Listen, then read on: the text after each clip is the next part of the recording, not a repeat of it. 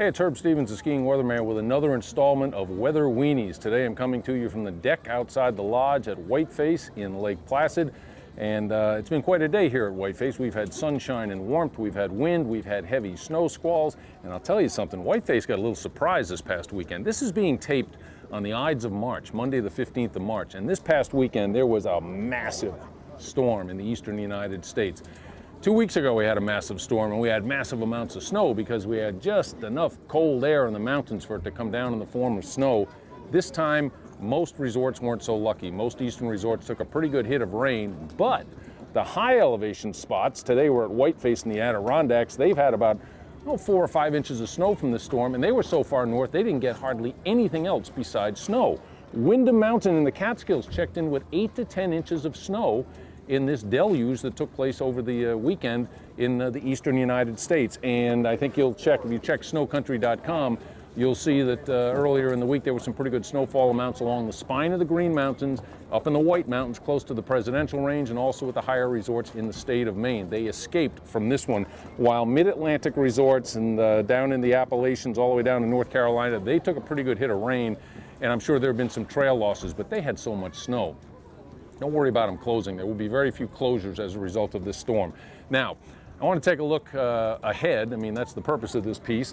And I want to point out that the last month or so, Canada has been very warm. This 5SD is 5 standard deviations above normal. That's where temperatures were for much of the month of February and the early part of March. And suffice it to say that that means it's been pretty darn warm in a source area where we derive our cold air from. And if we don't have a source area like that, we end up with milder than normal temperatures, and that's what happened in the east. We ran out of cold air with this latest storm, except in the highest elevations. But there have been some changes in the jet stream pattern, and believe it or not, this is the state of Alaska. Here's the Aleutians, and here's the body of Alaska. It's not drawn to scale. It's further north, but it's part of the story this week because most of February and into early March, there was a big trough of low pressure over Alaska, and that supported this wide ridge that covered Canada. And eventually it dropped down into an eastern trough, but again, it just didn't have any cold air to deliver. Until this thing got out of the way, this ridge was just going to hang out over Canada and deprive us of cold air. In the last week, this system has dropped to the south. It's basically off the British Columbia coast, and that has allowed this ridge to retrogress to the west, and we now have the developing sizable ridge in northwestern Canada. These standard deviations have come down to about 1 in most of Canada. So Canada is cooling down with relation to normal.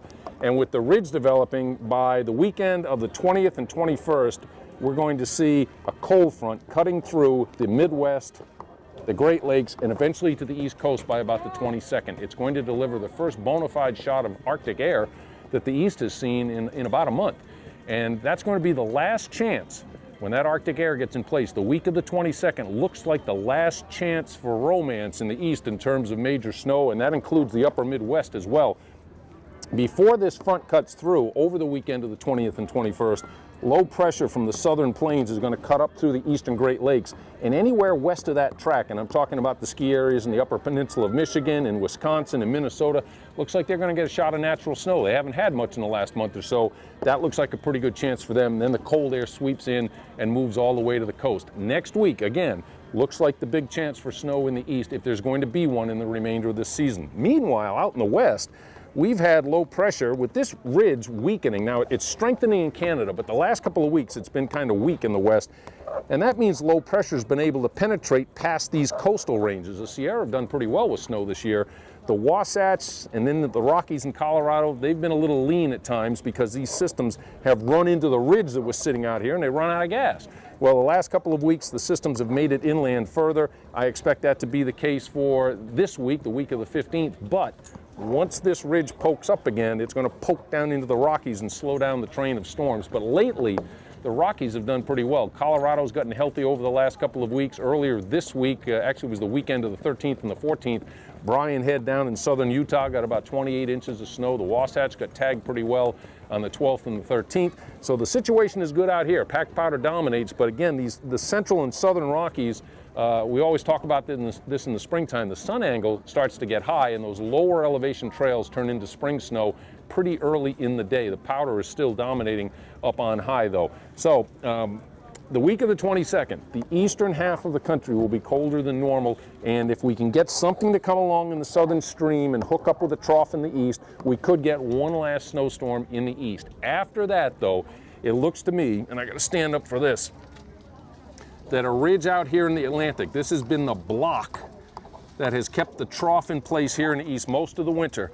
This is going to retrograde to the west because this piece went to the west, left room for a trough in the middle of the country, and as this block comes west, this trough will weaken, and eventually by about Easter, we're going to have a predominantly zonal flow or west to east flow across the country, and spring will have arrived. And after that, it looks as though any cold air will remain locked up in Canada. So we've got one more shot for substantial snow in the east. We should have a couple more here in the Rockies and in the coastal ranges, the Cascades and the Sierra. But after some nice spring skiing this week, we got another shot at some pack powder next week.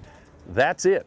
And the base snow that you have in place by the time you get to the 1st of April is going to have to do you for however long you want to stay open as a ski resort. But these eastern resorts, even the Appalachian resorts, have enough snow that if you're planning on skiing or riding at Easter, you shouldn't have any problem. But always call ahead to check because the rain that fell this past weekend was fairly substantial. The news isn't bad, but finally we're going to break this pattern. And if you're ready for spring like some of us are, and I think I can honestly say I'm ready for spring, it's on the way. We got one more shot of cold. I'm Herb Stevens, the skiing weatherman. The next installment of Weather Weenies, the final one of the season, will come to you next week from Killington, Vermont. Have a great week.